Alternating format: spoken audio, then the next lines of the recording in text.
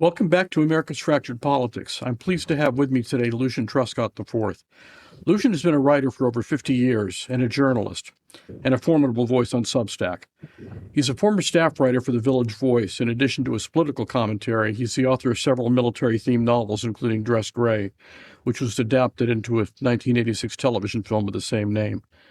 Incidentally, for those of you who are history buffs, as I am, between 1943 and 1945, Lucian's grandfather, General Lucian Truscott Jr., successfully commanded the 3rd Infantry Division, the 6th Corps, the 15th Army, and the 5th Army, mainly in the Mediterranean theater. He was one of only 2 officers to command at all 3 levels. So with that, welcome, Lucian. Hi. Good to have you on. I appreciate your coming.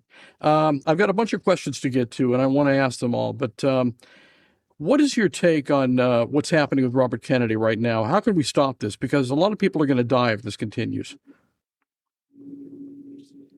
You know, you're asking me, how can we stop this? I mean, if I knew that answer, I'd be the head of the Democratic Party or something, wouldn't I? I mean, You should be. I don't know how you stop Robert Kennedy Jr. I mean, I guess impeach him. But we're not going to impeach him with Republicans running Congress. You know, I don't know. That's the answer. Well, I don't either. And I was hoping that you had some ideas, but I think at the end of the day, nobody really has any ideas. We can't do anything with the Congress we've got. Donald Trump is certainly not going to bounce him. And I fear it will take a lot of unhealthy people and maybe some deaths in order to change the dynamic. But well, he's going to have, there's going to have to be some deaths that are directly attributable to Kennedy's decisions, and scandalously so. And I don't know how that comes about. They're already two. I wrote about today. There are already 2 babies that have died from not getting the pertussis vaccine. right. And he's been against that and been against all these childhood vaccines. And, but it's not Robert Kennedy that didn't vaccinate those children. It's the parents. So, you're sort of caught in this loop of responsibility and irresponsibility. And I don't know how you target Robert Kennedy in that act, solidly enough in all of that to put him in a position where there'd be some kind of uprising, I guess, calling for it. Already one senator has called for his resignation. That's a start. That's a start. But calling for the resignation of these guys is like standing in front of a waterfall and screaming at the water to stop. It's nobody can hear you over the waterfall, and the water doesn't stop. So it's we're the fact of the matter is we're caught in this kind of hideous nightmare of crap that's that's going on. I saw a headline today. Let me look it up. Yeah. Let me look up this headline. It was on the Bulwark or something like that. Let me see. It was something. It said something like the CDC, the troops on the street, in Washington, the Fed. Do you get it now? It was a list longer than that. It that I just gave you, but that's sort of the position we're in. You know, do people get that we're a nail and somebody is hammering us day after day after day, and we're just get driven further and further into a fucking block of wood. And Feels like I don't know, I really don't know what it's going to take to dislodge this madness from the position it's put us in. I don't think that there's any way to reach these MAGA people. Um, no, I agree with I you. was I was talking with a friend of mine the other day, and he was saying that some friend of his that he went to high school with, who's a brilliant guy, who started a company that um, goes around and takes buildings apart or something like that, and he's made tens of millions of dollars from basically being a deconstruction engineer and junk guy, I guess. And my friend said he was absolutely brilliant in school. He's brilliant now, and he's a Trump person, and you cannot talk to him. You cannot talk to the guy. How do you explain somebody who's smart enough to have made tens of millions of dollars and is recognized by his own best friend essentially as being really brilliant, and the person is loomed out of his skull over Donald Trump? It's almost like it's like an, a kind of unrequited love affair, isn't it? I mean, these people love Donald Trump, and he is fucking not loving them back. I mean, that is the truth. Well, it's worse than that. He has All of contempt these for them. people, huh? It's worse than that. He has contempt for them. Yeah, yeah, yeah. You're right, but I was trying to use the love affair analogy. But it's like, he. So what do you do? They don't see the contempt, but not only that, they don't see that that the love that they have for him is not returned. They think it is in some twisted way. They apparently think that it is, but he's sitting there in this gold-plated Oval Office, drinking Diet Cokes and eating burgers or whatever, and he does not give a damn what happens to these MAGA people. I read something just a few minutes ago that already rural hospitals all over the Deep South and the Midwest are announcing that they are going to close because of the Medicaid cuts. So when rural hospitals close, people die. There's a simple equation there. So who's closing those rural hospitals and killing those people? Donald Trump. And it's sad because there's little cause and effect relationship in the minds of the people who are losing out. Yeah, obviously. I mean, I guess, but and I don't know. I don't think that there's any way that you can inject reason into these people. It's reason has nothing to do with it. Just like with RFK Jr. and the rest of these lunatics, that science and medical science and regular science have nothing to do with what he's doing. Somebody wrote the other day that he's created this kind of perfect storm at the CDC and the National Institutes of Health, where the people that he wants to get rid of are leaving. So he's going to put anti-vax podcasters or something in there.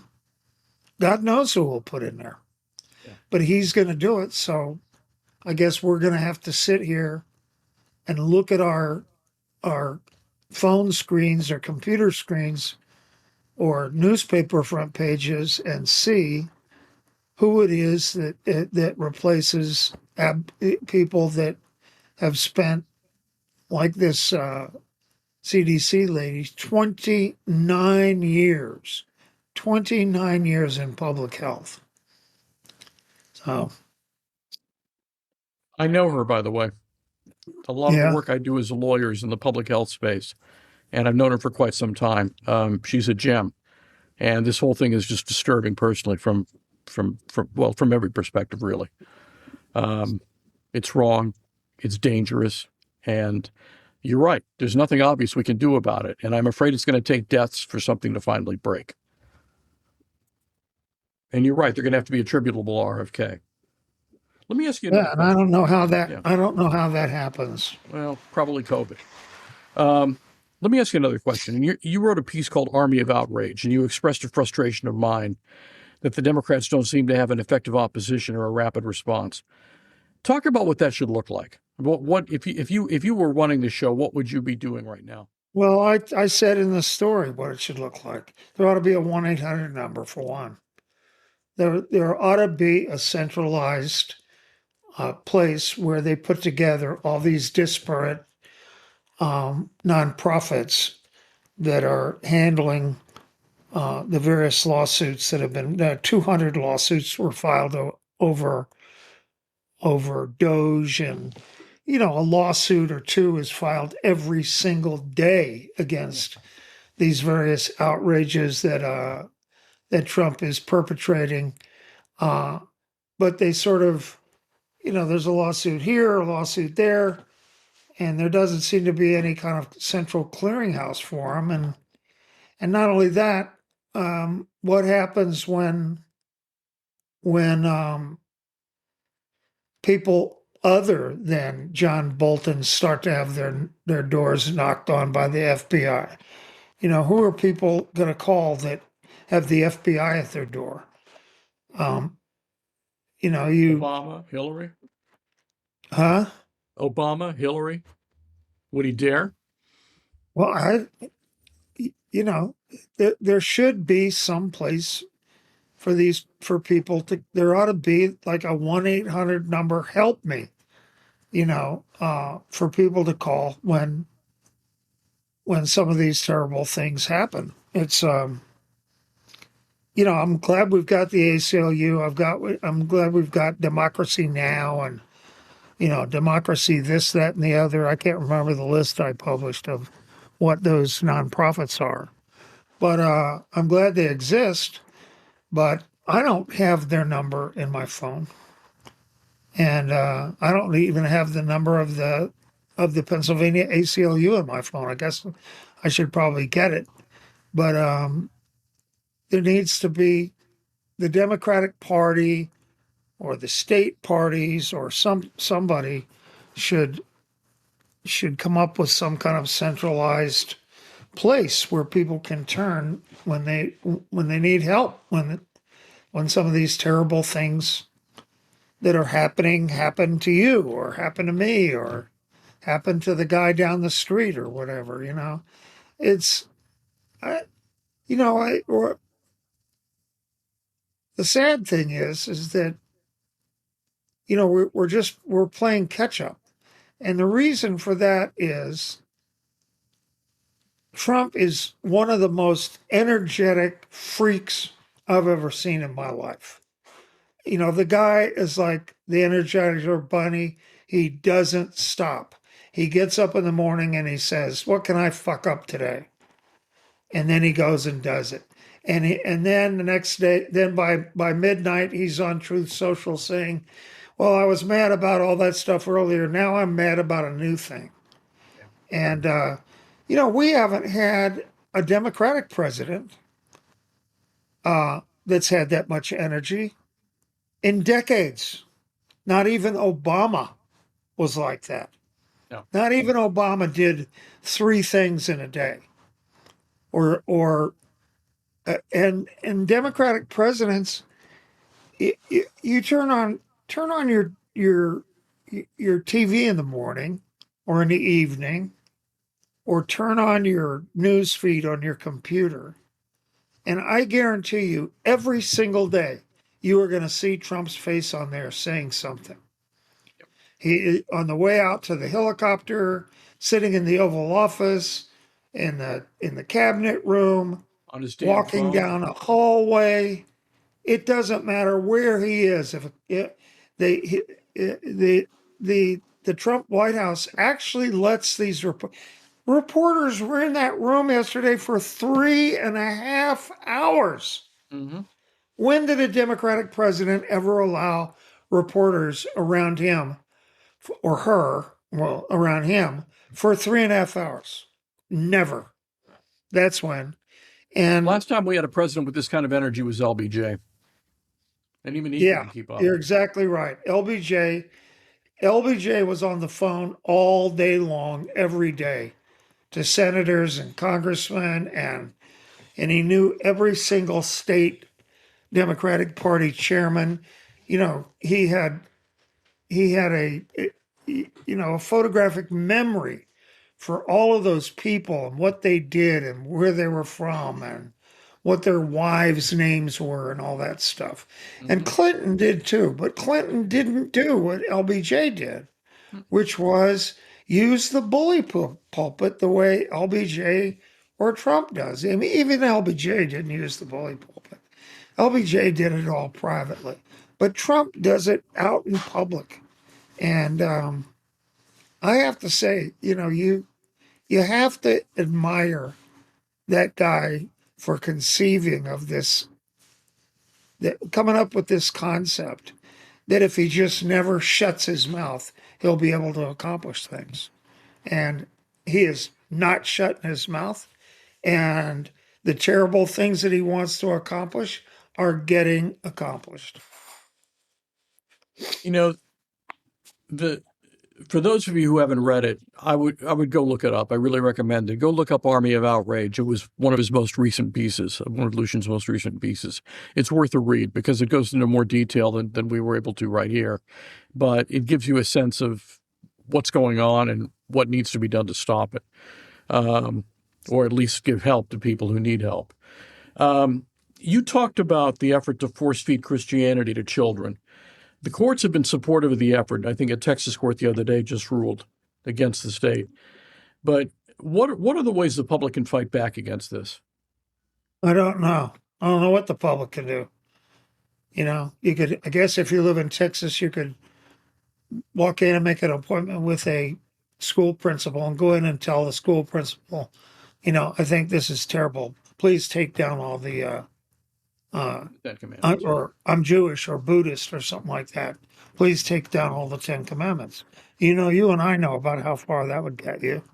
Yep. It's not a public thing. Well, you could go to school board meetings and say, "This is terrible. Please stop putting up the 10 Commandments." But you know what that won't get you anywhere. I mean, you got to file lawsuits, and so far the courts have actually adhered to some version of the First Amendment and seen that all of this kind of right-wing Christian stuff is really about establishing a national religion. That's what they want. They want a national religion, and the worst of them want basically the criminal code and the civil code and every other code basically thrown out and have follow the Bible or something. How is that different than Iran, which they criticize all the time? It's a theocracy one way or the other. What? How does that differ from Iran, which is a theocracy itself? They're basically doing the same thing they accuse the Iranians of doing. Yeah, they want a theocracy. It's the same thing. But try telling them that. They'll say, "No, we're not like Iran because we believe in Jesus." Okay, well, yeah, good for them. You could argue against that. You were in the media. You were with the Village Voice. I'm not sure if you were with any other outlets or not, but if you correct me if you were. Um, what hope is there for them after 10 years of this bowing to Trump? Is anyone going to take them seriously when this nightmare's over? A lot of people canceled their subscriptions to the Washington Post and the New York Times, so that's turning on them. I think what it's going to take is for the New York Times or the Washington Post to actually have half a dozen of their own reporters jailed, picked up and arrested and jailed. And then I think that they'll shake out of the nap they're taking, I guess. I mean, whenever you stick a reporter behind bars, newspapers tend to sit up and take notice. So the problem with that theory is I think Trump and his people are smart enough not to do it. So, I think they're smart enough not to do it. By continuing what they're doing, they're getting everything they want. So why interrupt it, We've talked about how far he's willing to go. If he takes the next step and demands that the military occupy a bunch of blue cities, more than he's occupied already, is there going to be any serious opposition, or is he pretty much co-opted every level of command in the armed forces? Now they're going to be. Are you talking about opposition in the Pentagon or in the state National Guard? No, in the Pentagon. You can tell right now. There isn't any opposition among these people that Trump's got Hegseth in there, and Hegseth has fired every general that ever even held some ceremony for Black History Month or something. That's all you have to do to get fired. You once gave a speech at a Black History Month celebration. Oh, you're fired. So all the rest of the generals sit up and take notice, and if they tell them, get your unit together and go to Chicago, they'll go to Chicago. So I think once they get there is another matter. I think you can see in Washington, D.C. right now what happens when you have a phony deployment of a military unit. You get what you see in Washington, D.C. There's nothing for them to do, so they're doing nothing. They're doing so much nothing that they've been sent out to pick up garbage, like I wrote about. Yeah, and my wife's a photojournalist, and she was down taking pictures at the Lincoln Memorial on assignment. And there were about 4 or 5 guardsmen there getting a lecture from a park ranger who was probably lucky to have her job after Doge. But that's what they were doing. They were getting a living history lecture on the Lincoln Memorial. Yeah.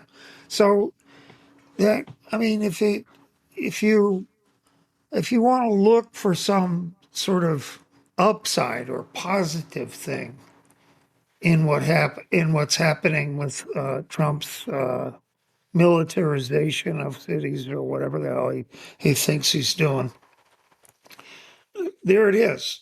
He doesn't understand how the military works, what it does. So he just says to Hegseth or whoever, send 22,000 soldiers to Washington. So they mobilize them. They get their duffel bags together and pack in their uniforms and stuff, and they get in buses or however they get there and go to Washington. And then they get there, and a bunch of company commanders and platoon leaders stand around and go, "What do we do now?" Yeah. And there's nobody there to tell them what to do now, really. I mean, they're not patrolling in Washington. They could, with 2,000 guys there, they could have sort of 10-man patrols all over Southeast and all over Anacostia and all over the high crime areas in Washington. They're not there. No, they're not doing that. So they're not even intimidating the criminals. So If they do that in Chicago, you know where they'll be? In the Loop and the Miracle Mile. Yep, That's where they'll be. that's And exactly and right. out in Grant Park and on the beaches. That's where they'll be. There won't be a single one of them in South Chicago. There won't be a single one of them in West Chicago. You know, it's it's really it's absurd, really, and that's it's sort of I'm getting to the point where I'm less worried about this deployment of National Guard than I was, because I think we can already see how ineffectual and absurd and silly it is. And and the other thing is that Trump already announced that he solved the crime problem in Washington. He Yes, he did it did. yesterday. So so what's he going to do now? Well, if the crime problem is solved, when the end of this month comes along, he may try to get the Congress to authorize another month of deployment, but maybe he'll just say, well, we solved the crime problem, cut the number of soldiers down to 200 and send everybody home. So who knows? So, what happens around the elections? Do you think he sends them out to intimidate people? No, You don't I think don't so? think so. No. Good, good. I He's want to got it. turn. Yeah. You know what he's doing? What? He's wasting he's using his ammo up. You know, if he was going to wait and intimidate and damage the election in 2026, in November of 2026, then he should have held fire. He shouldn't have soldiers in Washington. He shouldn't be threatening Chicago and all this stuff. He should have waited, but he didn't wait. He's too eager to flex his muscles and look tough and look strong. And so by the time, if he wants to send troops into the street in 2026, people will be used to it by then. So it won't have any effect. Let me switch gears to something a little more pleasant. Where do you get your inspiration for writing? I'm thinking more about your fiction than your nonfiction. You're thinking more about what? Where do you get your inspiration for your writing? I'm thinking more about your fiction than your nonfiction. Uh, I don't know. Uh, you know, you when I guess I've written 5 novels or something. Mm-hmm. You know, I got an idea for a novel and you know proposed it and sat down and wrote the book. I mean, it's the inspiration I get is and always has been um, since I first wrote for the Village Voice is earning money.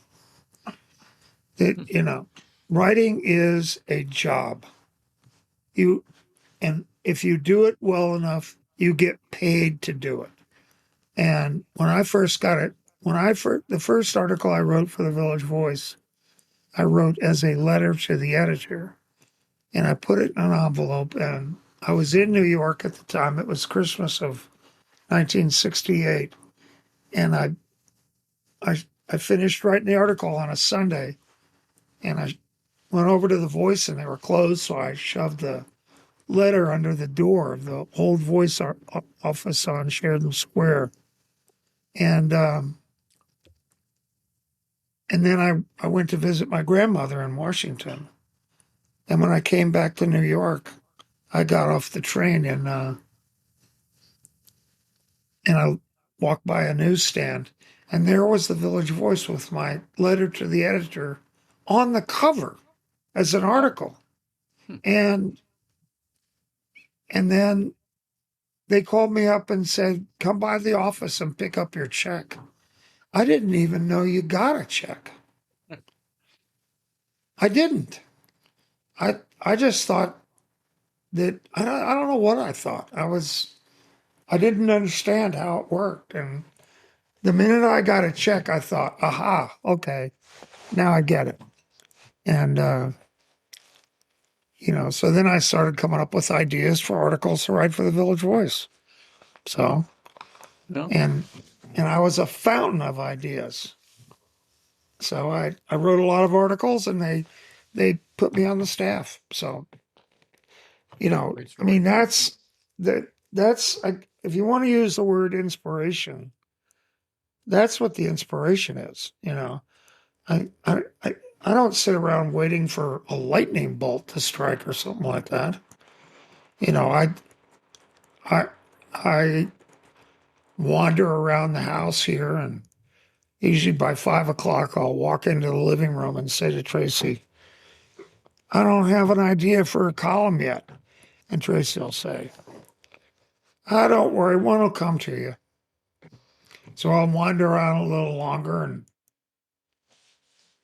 and you know, then I'll walk back in the living room and say, "I still don't have an idea." And Tracy will say, "Well, turn on the news or look in the Times or something." And so I'll turn on the news, and within an hour or so, something occurs to me, and I'll write a column. That's exactly But, how I write. It's exactly how I write, and I think that well, for there it anybody who is. does this, it works. I mean, God knows he'll give you plenty of ideas. Yeah, that's the other thing that helps I've found is taking a nap. I often lie down to take a nap, and just before I drop off to sleep, something occurs to me, and I keep a notebook in a drawer next to the bed, and I'll open the drawer, take out the notebook, jot down 2 or 3 words, and then go to sleep. And when I get up, I've got a column. Great So way to that, do it. yeah, Let's well, close it on this. works for me. And well, whatever works for you works, and everybody's got a different way to do it, and I think that's a great way to do it. Let's close on something interesting. What are your memories of your grandfather?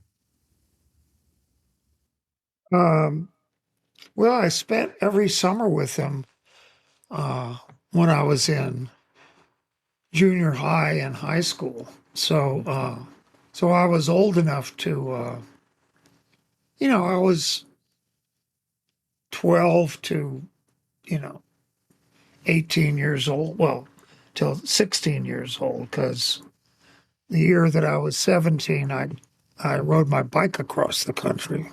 So I didn't spend the summer with him. But so between the years of 12 and 16, I spent the summers with him. So I was old enough to know him. I mean, I I actually knew him and my grandmother, and I observed them together and how they were as in a marriage, and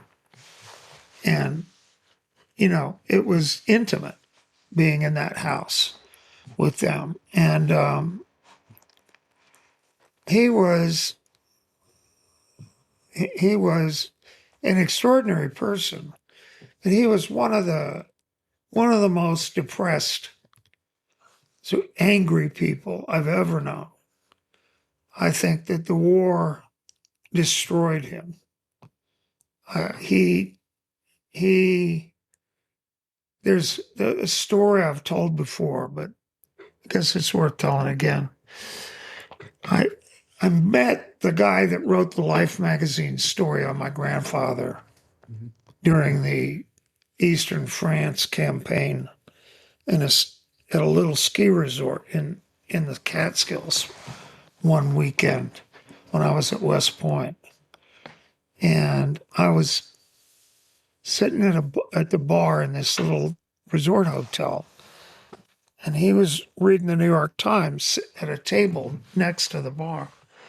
And I was looking over his shoulder and reading the Times over his shoulder.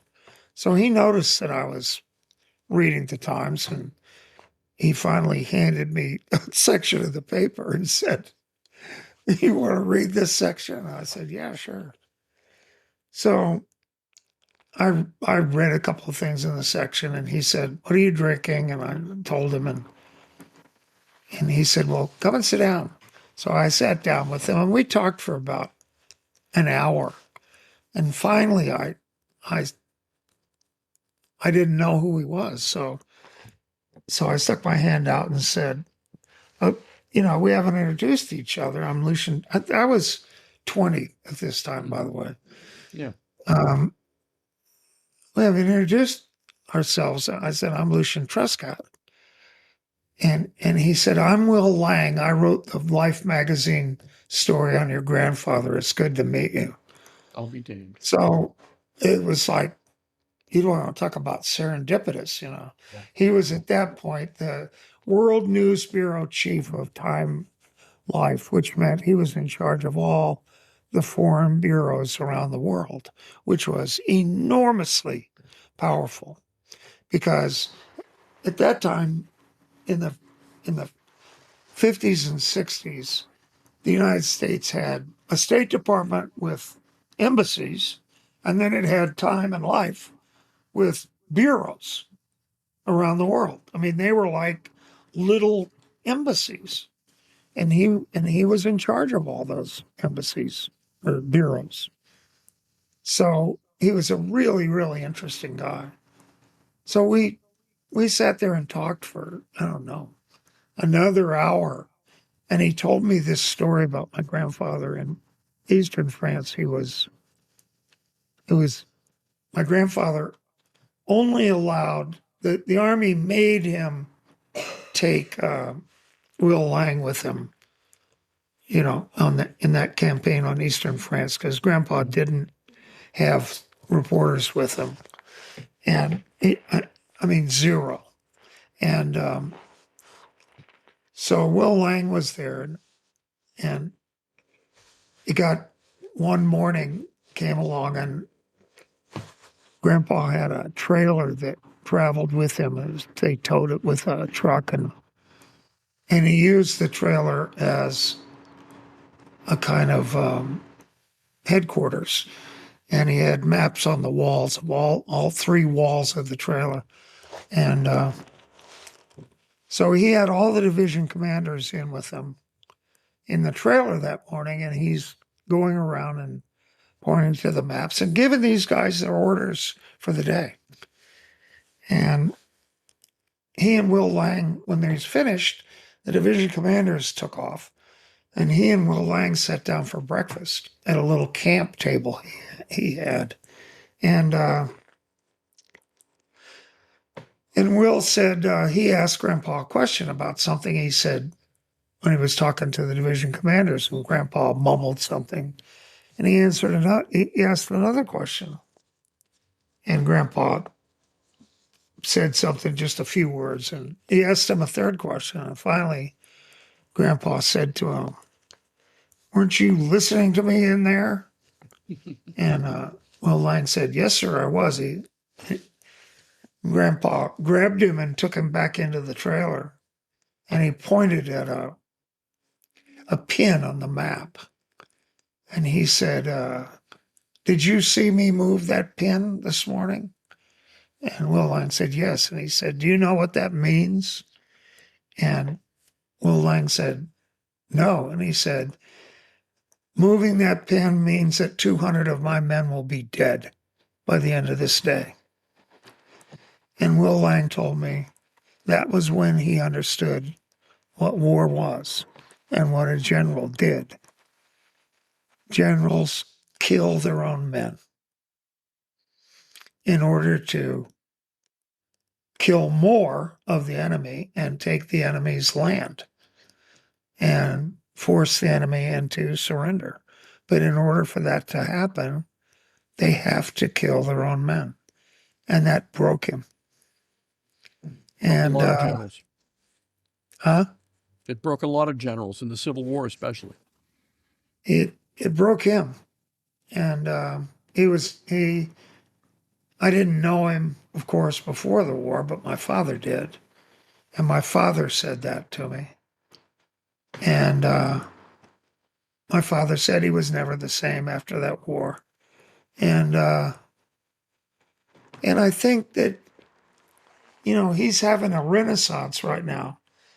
And he's, there's 3 or 4 biographies out about him. And Military History magazine has done cover stories on him and all this kind of stuff. And, he's now being recognized as a great general.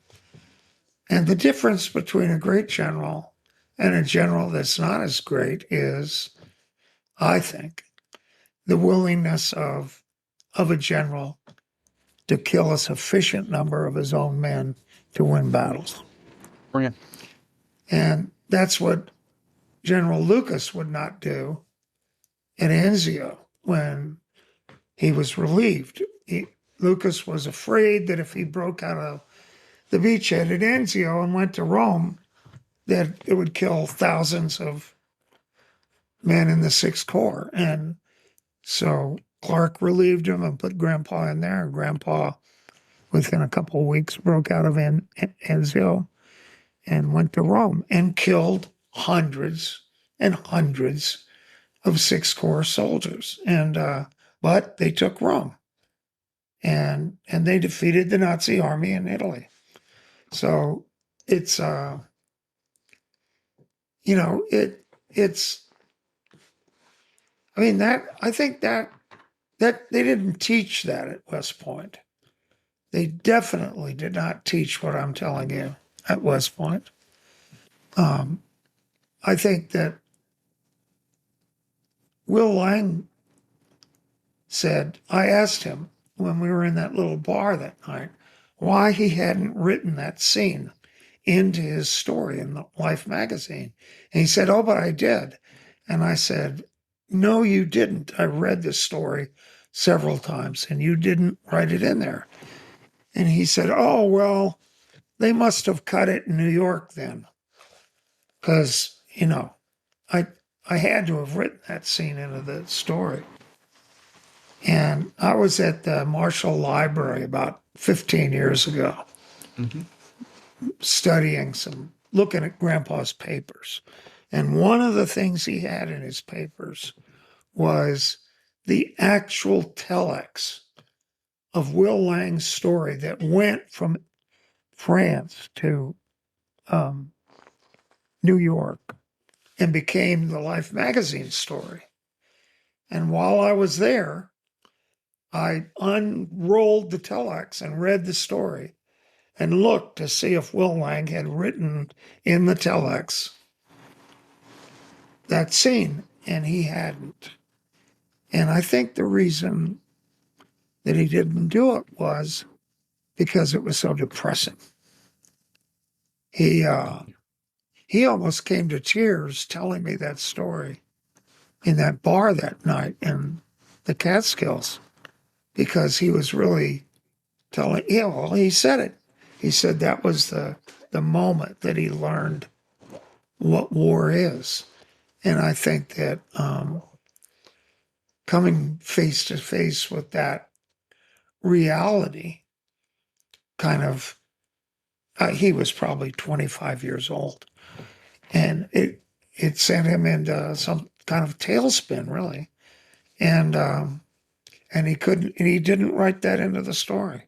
I mean, to me, as a writer, that scene is gold. You do not write that scene into the story if you're writing about the campaign in Eastern France and General Truscott. You don't lead with it, but you build up to it, and it's gold. And he didn't write it into that story. And I think that sort of, as I look back on it, I mean, it sort of tells you everything you need to know about war and writing. It's very, very difficult to cover a war, and even more difficult to write about a war, and way more difficult to be a commander in a war. But that's I got invited. Tracy and I both got invited to go to Minneapolis a number of years ago, probably 10 years ago. And I got invited by this guy who was a fan of mine. and he wanted me to come and talk to his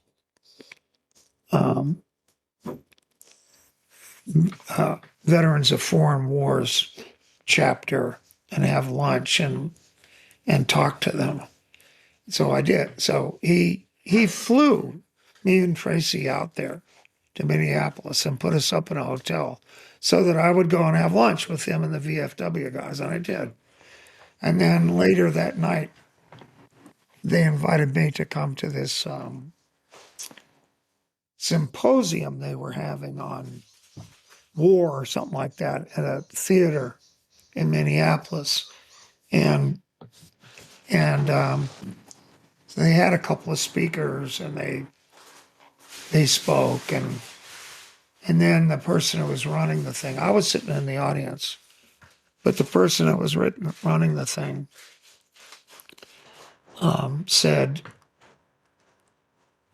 had a guy bring a microphone to me in the audience, and he introduced me, and he said, would you like to make a few remarks on your grandfather and all that? So you know what I did? I told that story. And I said when I was telling the story, what I just said to you, that what makes a great general is the willingness of a general to kill his own men in order to win battles.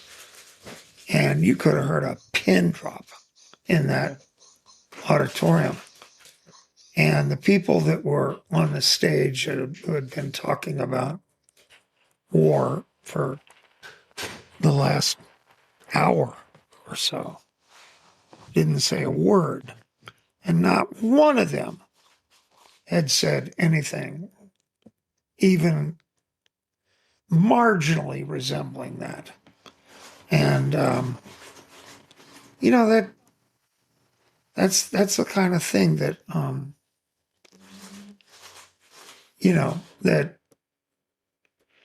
it's not, that scene is not even in biographies of my grandfather.